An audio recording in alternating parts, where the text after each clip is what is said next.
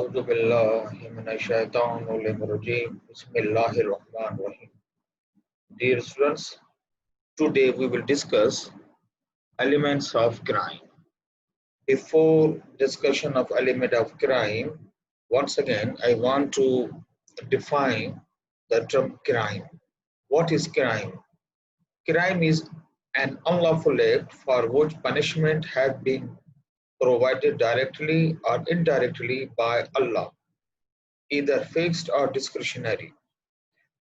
A crime is the commission or omission of an act which is forbidden by Sharia and punishment is recommended for it.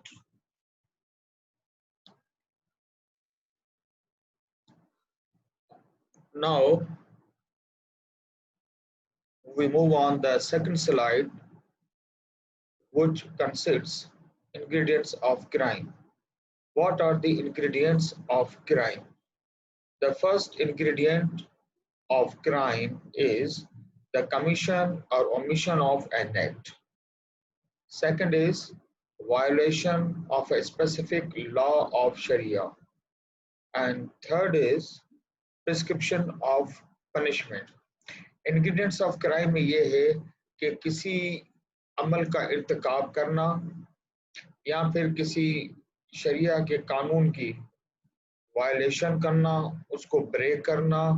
फिर तीसरी जो इसकी ingredients हैं वो है उसके लिए कोई सज़ा दी गई हो। तो क्राइम के लिए ये लाजमी है कि हर वो अमल जिसको आप क्राइम समझते हैं उसके लिए लाजमी है कि उसके लिए सज़ा भी दी गई हो, उसकी वो बिहेवियर जो है वो किसी भी शरिया कानून की वायलेशन भी हो और फिर उसका इर्तिकाब भी किया हो। तो लिहाजा ये तीन इंग्रेडिएंट्स हैं जो क्राइम की हैं। अब हम मजीद जो है डिस्कस करते हैं elements of crime. Elements of crime से क्या मुराद है? According to Islamic criminal law, an accused is convicted when three fundamental elements of crime exist. These three elements must be proved, as their absence renders the accused innocent. These three elements are simplified in the three categories. A clear provision which prohibits an act declining it, a crime, and specifies its punishment. This is known as legal element of crime. In order to treat an act as a crime, there must be an explicit provision in Sharia sources declaring that act is unlawful and prescribing punishment for that.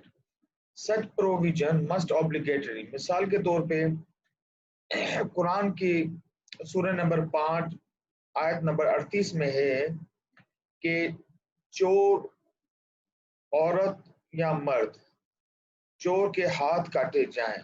यहाँ पे आप देखते हैं कि चोरों के हाथ काटे जाए। जैसे कि आप जानते हैं कि चोरी करना जो है इस्लाम में प्रोहिबिटेड है, क्राइम है। तो लिहाजा पहला ये है कि मना करने के साथ साथ उसको क्रिमिनल बिहेवियर डिक्लेयर करने के साथ साथ उसके लिए पनिशमेंट हो। तो लिहाजा क्राइम के लिए लाजमी है कि कोई ना कोई किसी न किसी की कोई पनिशमेंट दी गई हो। अगर कोई ऐसा अमल जो वायलेशन ऑफ डिवाइन लॉ हो लेकिन उसके लिए रियासत को कोई इख्तियार नहीं दिया गया है पनिशमेंट के लिए, तो लिहाजा वो सिन तो हो सकता है, गुनाह तो हो सकता है, लेकिन क्राइम नहीं हो सकता। मिसाल के तौर पे हम रमजानों में हम रोजे रखते हैं। अगर हम रोजे नहीं रखते तो यहाँ पे रियासत को इख्तियार नहीं है कि हमें रोजा न रखने की वजह से हमें कोई सजा दे।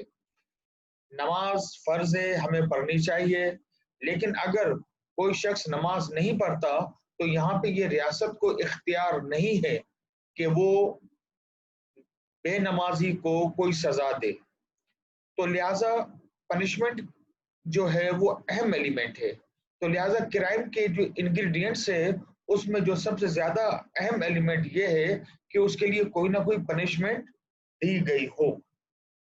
پھر مزید یہ ہے کہ انفورسمنٹ آف لا، یعنی قانون جو ہے وہ پہلے سے ہی بیفور کمیشن آف کرائم وہ قانون انفورس ہوا ہو۔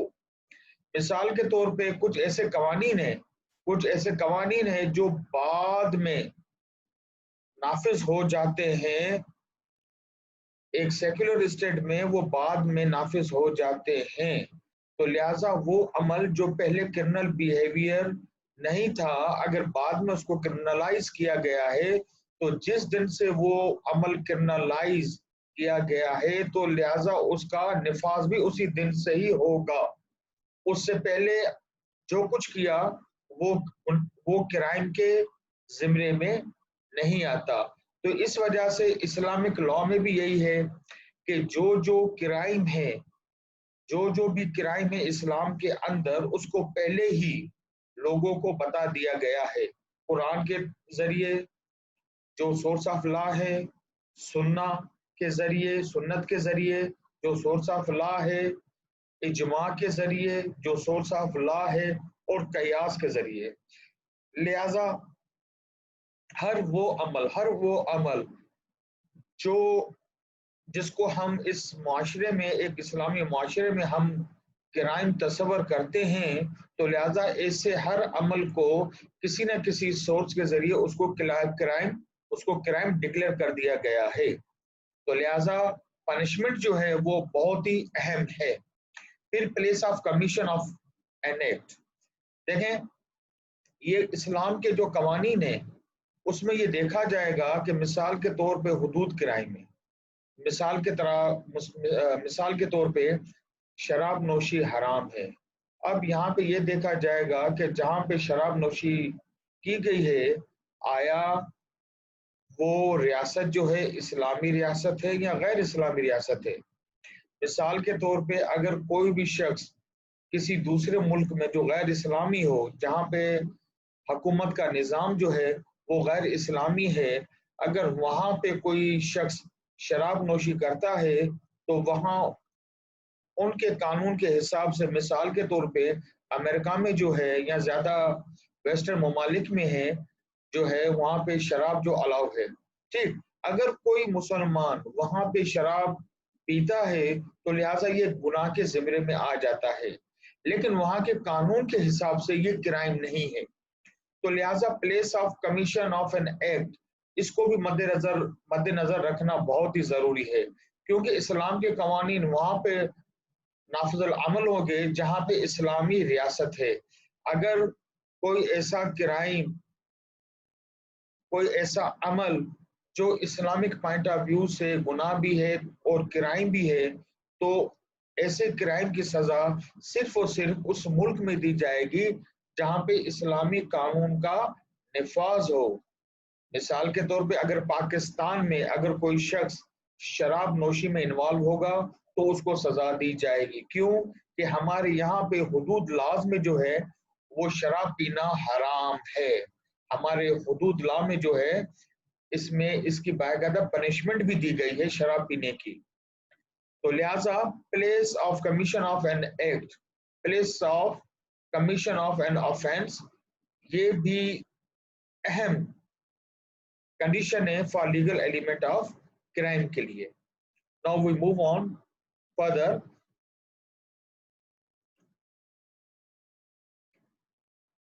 اچھا، یہاں پہ اسلامک کرنل لا میں جو ہے ایگزمپشن ہے، اسلامک کرنل لا میں کچھ لوگوں کے لیے ایگزمپشن ہے۔ مثال کے طور پہ اسلامک کرنل لا میں یہ ہے کہ تین لوگوں کو جو ہے کرمنل لائبلٹی سے ایگزمپشن ہے۔ مثال کے طور پہ insane person unless he gets sane, sleeping person unless he awakes, and third is child unless he gets adult۔